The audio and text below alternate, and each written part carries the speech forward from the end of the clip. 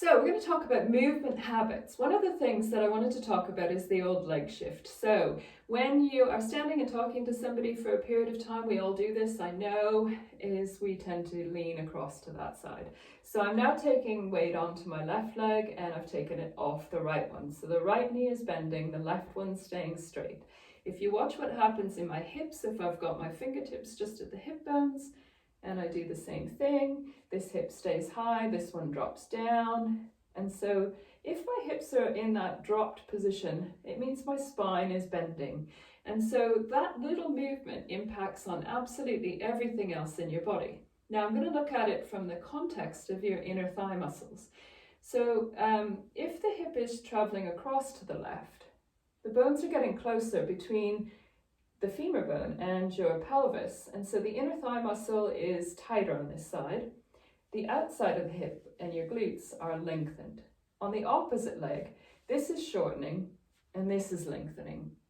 And so we're creating an imbalance in the body just simply by shifting to that side, and that's just dealing with mainly the inner and outer side of the hip. Now, one of the ways, if we take our feet a little bit wider, and we can just kind of confirm that, if I shift my hip across to the right and I bend my right knee, and I feel that stretch happening on the inner thigh, and then I go through to the other side, I can kind of confirm that this side is actually tighter, because when I move away from it and I keep my feet flat on the floor, I can really feel the stretch going this way, but as I go this way, I don't necessarily. Now, one of the things that I do that's a little bit different is rather than working on the tight side, I'm going to work on the side that's lengthened to try and help pull the pelvis back to a better position.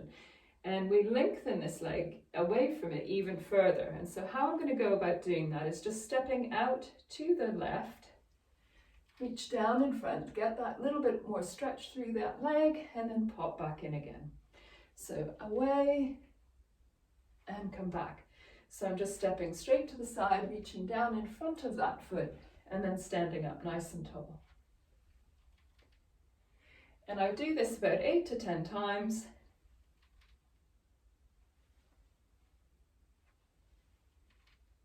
Breathe in as you go down, breathe out as you come up.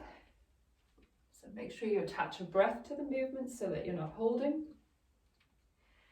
And so once we've done a few of those, we could go back to that same position that we checked at the beginning. And so when I was trying to take the weight over to the left and I was dropping my right knee, that felt to be in my comfort zone.